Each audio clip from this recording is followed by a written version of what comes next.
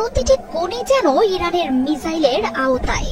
চারদিক ঘিরে ইরানের মিসাইল ইসরায়েলে যে প্রলয় সৃষ্টি করেছে সেই বর্ণনা তুলে ধরতে ভয় পাচ্ছে পশ্চিমা গণমাধ্যমগুলো।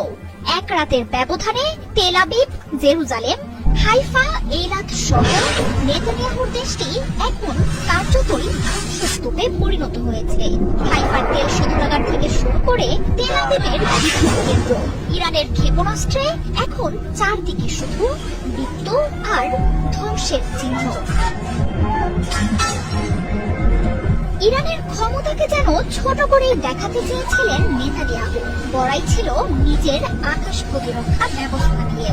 কিন্তু ইরান যখন সত্যিকারের আক্রমণ শুরু করলো, কাজে এলো না তার কোনো কিছুই।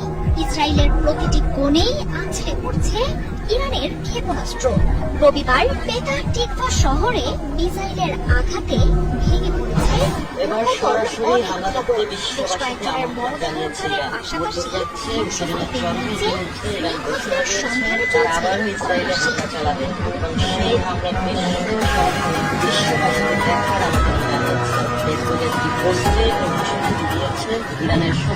ইরানের ক্ষেপণাস্ত্র আঘাত হেনেছে দেশটির বিদ্যুৎ কেন্দ্রে।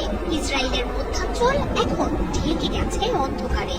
বিদ্যুৎ ফেরাতে জরুরি সেবা কর্মীরা কাজ করছে বলে বার্তা দিয়েছে প্রশাসন। তবে একদিকে অন্ধকারে ঢেকে যাওয়া শহর, আর আরেকদিকে রাতের আকাশ আলোকিত করা একের পর এক মিসাইলের আঘাতে ইসরায়েলিরা এখন গাজার পরিস্থিতি যেন টের পাচ্ছে। গণমাধ্যমগুলো বলছে বাতিয়াম সহ তেল আবিবের আশেপাশের এলাকাগুলোতে এখন শুধুই বিস্ফোরকের গন্ধ। তেল আবিব জুড়ে শুধুই ভয় আর ধ্বংসস্তূপ।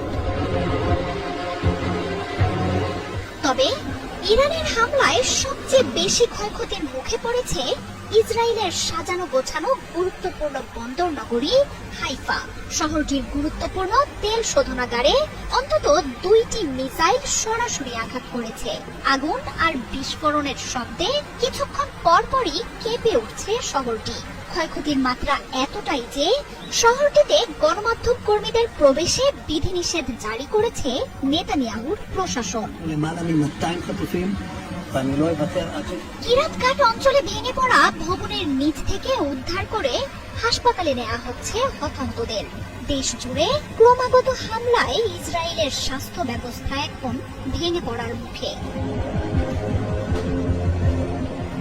সময়ের সাথে সাথে হামলার তীব্রতা আরো বাড়ছে ইরান। মার্কিন ও ইসরায়েলি আকাশ প্রতিরক্ষা